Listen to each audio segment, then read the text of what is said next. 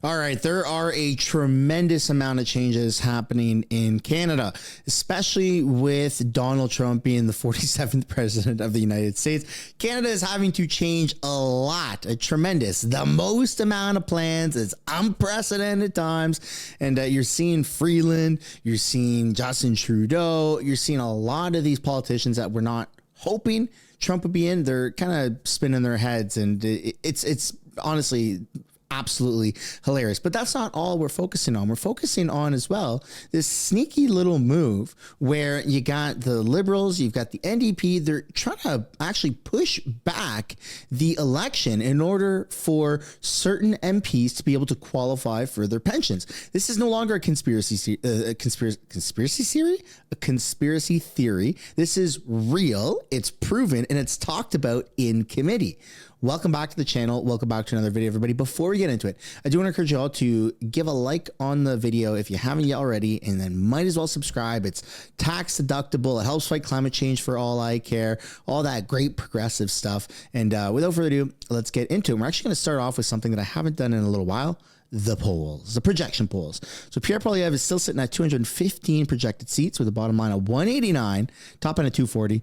I think that you're going to start to see him, grow in popularity the closer we get to the Christmas holidays, just because of the Liberals chasing their own tail, man. It's honestly extremely pathetic, and it's not a good look for the Liberals, with, not to mention the rebel MPs that are trying to, collapse the party internally, but just their entire platform and their rhetoric. And that's only going to benefit Pierre. So as long as he doesn't mess up, he's looking really, really good. Justin Trudeau is sitting at 60 projected seats. But again, I think that with the next update, because this hasn't been updated in about a week now, you're going to see him start to come down. The Bloc at 44 and Jagmeet with the NDP at 22. Then you got 99% likely across the board for the Conservatives of winning the most seats and odds of a majority government. So even though there's been some highs and lows, it's still looking extremely favorable for Pierre Poilievre. Now let's get into, we're going to start off with Chrystia Freeland addressing how she's going to be tackling this new Donald Trump era. And you can just see that she's not happy, and she's kind of spinning. there's something loose. There's a screw that's loose or something. But we're going to start off with that, and then we're going to get into the fact that they're trying to move the election date, which is extremely concerning. But here we go. We did discuss at some length today the Canada-U.S. trading relationship. I want to start by reminding us all that today our trading relationship is governed by President Trump and Ambassador Lighthizer trade deal. We renegotiated NAFTA. We now have the USMCA. It's a deal that we agreed with them. That's really important for Canadians to bear in mind. The President and Ambassador Lighthizer have both talked about this deal as being a model trade deal, and I agree with them. The Prime Minister had a good conversation with President-elect and President Trump this week, and I've been in really frequent contact with Ambassador Lighthizer this week. I've stayed in touch with him and actually met with him in person over the summer. In terms of what the future may hold, we know that our trading relationship with the United States is strong and mutually beneficial. The unique position that Canada has with the U.S. as a trading partner is based on the reality that we are the most important export market for the United States by a long shot. Canada is a bigger export market for the United States than China, Japan, the UK, and France combined. Think about that for a minute. Yeah, that's pretty huge. That means that, sure, they are important for us. Absolutely. It's huge. It's the biggest for Canadians, and they are important as a country whose supply chains and our own are so closely integrated. But the thing for Canadians to remember is we are important for them too. And we really learned that during the 232 steel and aluminum conflict. And at that moment, we did take a step, which we took really reluctantly and with no pleasure, which was when those illegal tariffs were imposed on Canada, we did respond with dollar for dollar retaliatory tariffs because we knew it was important to defend the national interest. What's important about that whole experience is that Canada and the United States agreed at the end of the day that it didn't make sense for our two countries to have those tariffs imposed. And it was Ambassador Lighthizer with whom I did a deal, he did a deal with me, that those tariffs on steel and aluminum would be lifted. And just a final point about the strength of that partnership. Yesterday I was in Hamilton meeting with leaders of the Canadian steel industry. And specifically, I was at Stelco. Stelco has now been acquired by Cleveland-Cliffs. That is a U.S. steel company, which is owned by Lourenço Gonçalves. He is a major Trump supporter. He has real confidence, and he spoke about this yesterday in Hamilton, that because the Canada-U.S. economic relationship is so mutually beneficial, it will endure. And he's put his money where his mouth is. So just think about this for a minute. A significant Trump supporter, a significant U.S. steel producer, has made the decision to acquire a Canadian steelmaker, which depends very significantly on Canadian steel exports to the United States. To me, that is a very powerful proof point of really the fundamental economic rationale, the fundamental economic benefit that both countries get from the economic relationship. The thing about the Don is that whoever stands up to him and proposes a mutually good plan and can actually negotiate without just, letting America steamroll whatever decision the Canadian leader comes up with, then he's going to respect that. I'm not saying that we can take advantage of America, and that's not what I'm suggesting either. But I don't know if Justin Trudeau is the guy for the job to negotiate against Donald Trump. I mean, even in the last couple of months on podcasts, you heard Donald Trump when he was making his rounds on all the massive American podcasts. I think he was talking to the Nelk boys, and he said, I don't know, Justin Trudeau looks awfully similar to Fidel Castro. And that was it. That was it. So that's crazy. He does not respect Justin Trudeau, and it's not a good look for Canada. Canada is we have a huge impact on the American economy. We provide a lot, but we also should be paid accordingly. We should be compensated accordingly.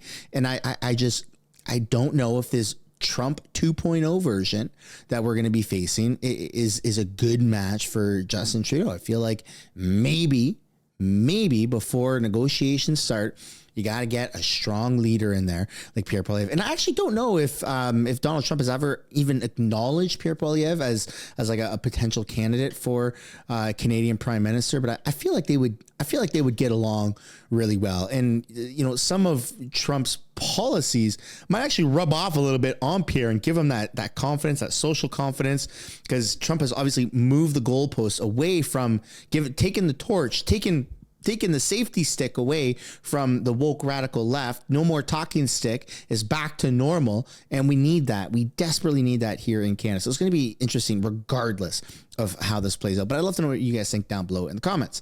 And then we 100% got to talk about the fact that somebody somewhere is trying to move the election so that you can have specific MPs reach their pensions. This is disgusting. It's an attack on democracy, and I certainly should not be allowed. This needs to be stopped, and we need to stick to the regular schedule of an election. Stated with respect to the clause in the bill that pushes back the date of the next federal election, that the reason for that was to avoid a conflict with the holiday. You said that before, you said it at committee, but the date that was selected conflicts with the territorial election in Nunavut. And the chief electoral officer came before this committee and indicated that that would significantly strain electoral resources in Nunavut. So you talked about the holiday being important. I agree it is important. I agree the Alberta municipal elections are important. But do you not think the territorial election in Nunavut is also important? And why is it that of all the dates that were chosen, you chose that specific date? So, Mr. Chair, Mr. Cooper, I think, identifies again something which I said is an ongoing challenge with a fixed election date. I hope Mr. Cooper in the House of Commons hasn't been using in any of his questions the silly phrase about time being up. Because, Mr. Cooper, you would, of course, want to have an election right now, so you shouldn't be worried about a fixed election date next October. But I'm glad you're turning your attention to that. In solving this problem, you've created another problem in terms of a date that conflicts with a territorial election, which will have an adverse impact on the territory in terms of conducting two elections on the same date. But, Minister, it does solve one problem, a problem not that Canadians have, but a problem that NDP Liberal politicians have, and that is that soon-to-be-defeated NDP and Liberal MPs who would not qualify for their pension will suddenly collect their pension. They're going to pad their pockets. That's what the effect of it would be, is to pad the pockets of soon-to-be-defeated NDP Liberal MPs. The fact that you profess ignorance of that fact is only because you've been caught, and the fact that you're willing to back down is, again, because you've been caught. Canadians have realized that that is exactly what you did or tried to do. So I'm going to put the question to you once again, a question you refused to answer when Mr. Duncan asked you. Whose idea was it to pad your pockets? Was it your idea, or was it the leader of the NDP's idea? So congratulations, Mr. Cooper, on your clip. I hope you can get it up before the end of the meeting. Just answer the question. In the premise to your question, you had a series of, again, I find it very arrogant, Mr. Chair, that one would say soon to be defeated MPs. I wouldn't purport to decide how the voters in Edmonton, St. Albert will deal with Mr. Cooper in the next election. There's a certain arrogance, I think, from the Conservatives to say that, first of all, their members who would have, in their obsession with the pension focus, have benefited also. The idea that none of them might risk being defeated is the supreme arrogance I find. Minister, answer the question. Whose idea was it? Was it your idea? Was it the leader of the NDP's idea? I asked you a very straightforward question. Answer the question. So, Mr. Chair, we have explained when we introduced the bill that we had worked on this bill with the NDP caucus, as in the case it was Mr. Blakey, with respect to an agreement that Mr. Singh and the Prime Minister made. And we have noticed the manufactured indignation from the Conservatives around this issue. I agree with Ms. Barron to perhaps prevent them from dealing with what we think are substantive and positive issues in this. When you had your behind closed doors secret meeting with the NDP, we see in response that Al Sutherland attended that meeting, but who in the PMO sat in on that meeting with officials in the NDP? Again, Mr. Chair, it was such a secret meeting at a great pizza place on Metcalfe that we posted it on Twitter. But referring to the meeting on January 25th, where the chief electoral officer, among others, met with officials in the NDP. And the question we had asked was, who in the PMO, who in your office was at that meeting, if anyone? There's 15 seconds left. So, again, Mr. Sutherland addressed that. He was at that meeting. By recollection, I think the meeting took place in my office in the Confederation building. There was nobody from the Prime Minister's office in that meeting. I certainly don't have a recollection of that. I was working with a parliamentarian from another caucus who shared our objective in preparing this legislation, and we were lucky to benefit from the nonpartisan advice of both senior public servants and Elections Canada. There's no mystery. The Conservatives find it shocking that people would work together to try and improve our electoral system. I don't think Canadians find it shocking that parliamentarians would work together to strengthen our democracy as opposed to try and vandalize it like Mr. Cooper would do. Okay. Thank you very much, Minister. Ms. Romanato. It's impossible for them to answer a simple question. Look, moving the election date for a holiday was one thing that was extremely controversial. But if that's the real reason, then why are they allowing the new date to conflict with a territorial or provincial holiday as was brought up? Like, this doesn't make any sense. We're going to avoid one holiday so it not another holiday, so it falls onto another territorial election or holiday. It's just craziness. It's craziness. They're trying to gaslight us, and they're trying to, deflect any of the questions and turn it around. And you know what the fault is of all of this? It's because Pierre Poilievre didn't get a security clearance. Probably. I mean, they just keep saying the same things over and over again. That was a joke, by the way, in case that went over your head. But it's just nuts, man. I've shared my opinion. I would love to know your guys' opinion on this. What do you think about the fact that the Canadian corrupt Liberal government keeps trying to move the election to benefit their own people? In fact, the Conservatives are so vocal about this. I don't know if you know this, but I've shown this, like when they first decided to move the election date. I made a video about it. There's, I think, more Conservatives, like there's a handful of Conservatives that would actually benefit from that. They would reach their pensions by the date of moving it. Yet the Conservatives are still advocating against this because it's unlawful. You're moving a federal election to benefit a few internal people.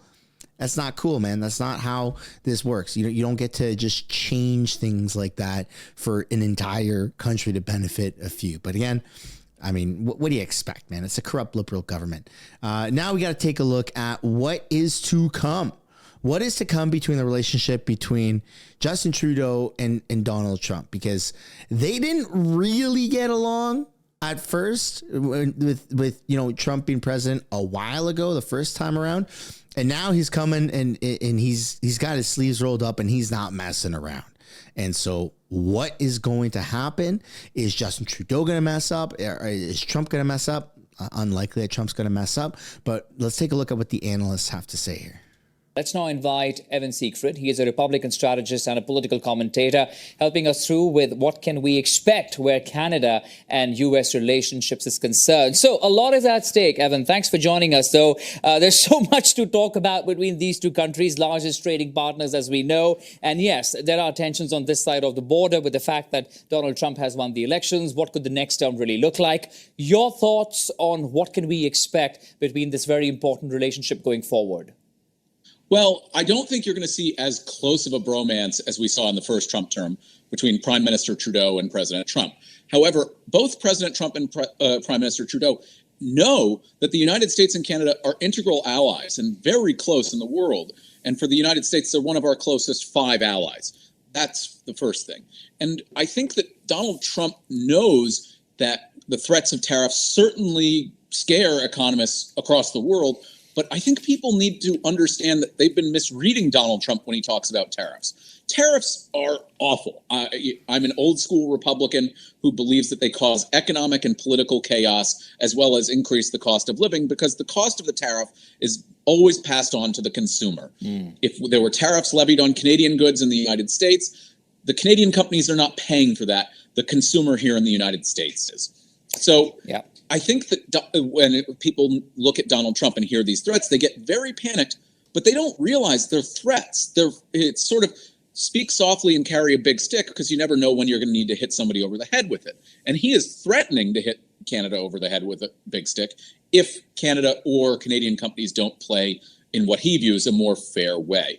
Additionally, one of the things to look at to give you an early gauge of U.S.-Canada relations will be where does Donald Trump take his first foreign trip as president when he assumes the office on January 20th. Historically, presidents normally do Canada or Mexico because it's an ally, it's on the North American continent, and they are big trading partners. President Trump did not make Canada his first foreign trip in his first term, but I think it would send a strong signal that it's going to be business as usual, but with some tweaks if he were to go to Canada and visit Prime Minister Trudeau first.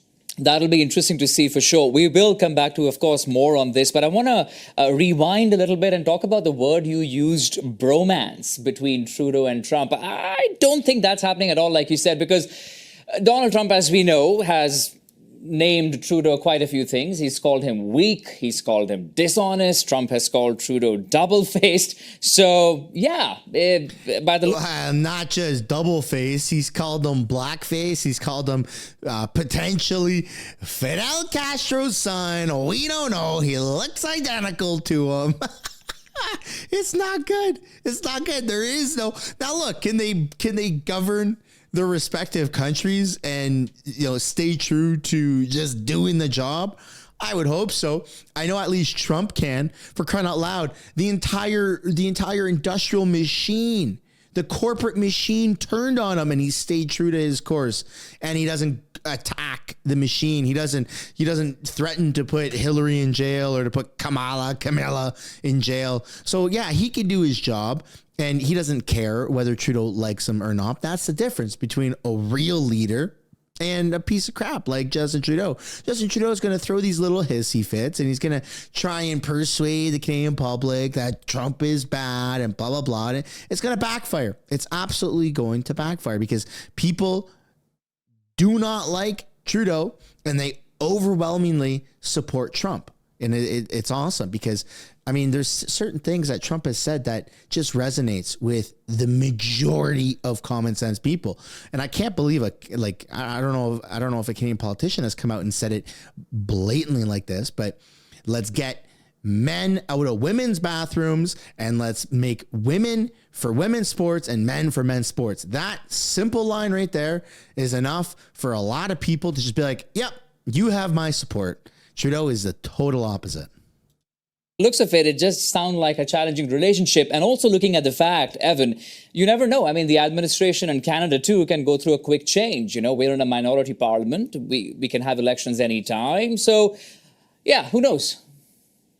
Well, there's good news for Prime Minister Trudeau, or if you have a new government, whomever your incoming prime minister is. Donald Trump, yes, he does hold people who have gone against him in a certain I want to get revenge on them position. But he's also very happy if they turn around and say, you know what? I like you on second thought. And there's proof in the pudding because, look, we have Vice President-elect Vance now. Vice President-elect Vance was a harsh Trump critic in 2016, but he turned around and evolved. And he is now the Vice President-elect of the United States. So if that's not forgiveness on Donald Trump's part, I don't know what is. So it's certainly you can have as Prime Minister Trudeau or anybody else within the Canadian government use flattery and say, here are the things I like about Donald Trump. And personally, I'm not a Donald Trump fan. I've been very vocally outspoken against his policies and some of his behaviors that I think are inappropriate and unacceptable. However, there are things that I've seen Donald Trump do on a policy level that I think are very good. And, you have to look at things not as a black and white thing, but as a shades of gray thing. Find the areas in which you agree and concentrate on those, because it's like any friendship that you and I could have with someone.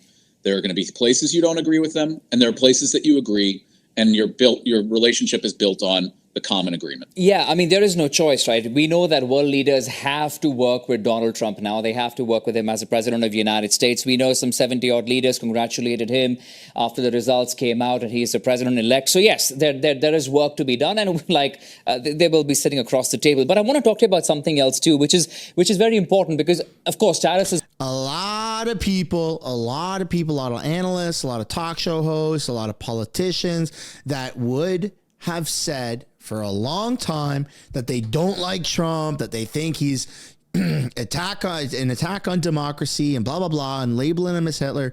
That's all changing. And everybody's realizing, oh, man, you mean the economy's doing great?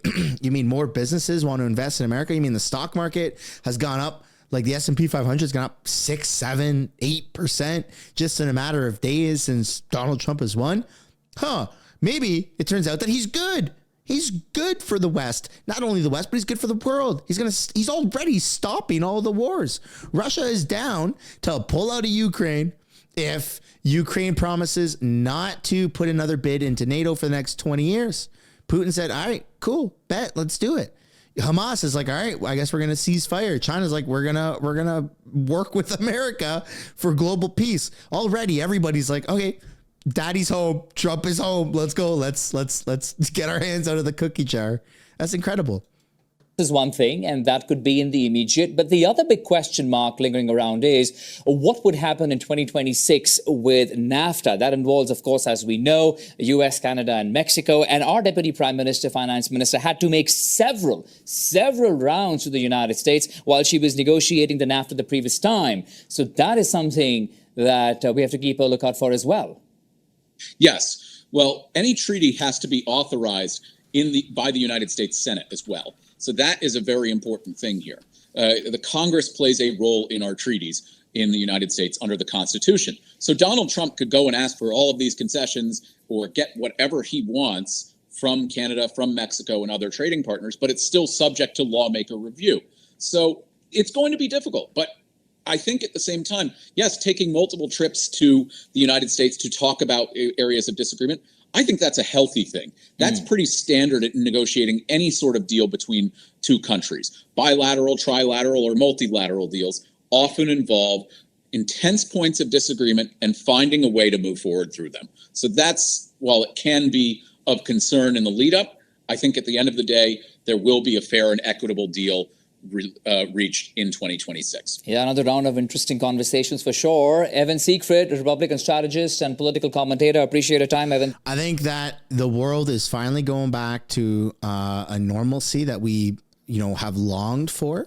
And I think that socially, culturally, things are going to go back to normal. It's going to be great. And then economically, we're going to have a massive boom in the most positive way with energy, even, some technological advancements, the fact that Trump wants to literally protect our geniuses like Elon Musk so that we can go to Mars, so that we can do planetary explorations. It's awesome. The AI tech boom is happening. We're living through this singular election is now changing the pace for the future. And it's incredible. And I, for one, am extremely excited. And I hope that Canada can do the right thing when it comes time for the next election, whether that's, in the coming months or whether that's in 11 months from now next year at the next scheduled federal election, should they choose to keep it there unless they want to move it even further or whatever the hell they're doing. But nonetheless, I'm extremely excited for what the future holds. That's my own personal opinion, but I would absolutely love to know yours down in the comments. Ladies and gentlemen, this is the end of the video. If you enjoyed it, I hope you consider dropping a like on the video, subscribing if you haven't yet already, and if you want to support the channel above and beyond those things, there are a bunch of links down below in the comments so you can get yourself some stickers, so you can buy me a beer, buy me a coffee. There's a PayPal link, there's a merch website, everything and everything. Thanks so much, and I'll see you guys in the next one. Bye for now.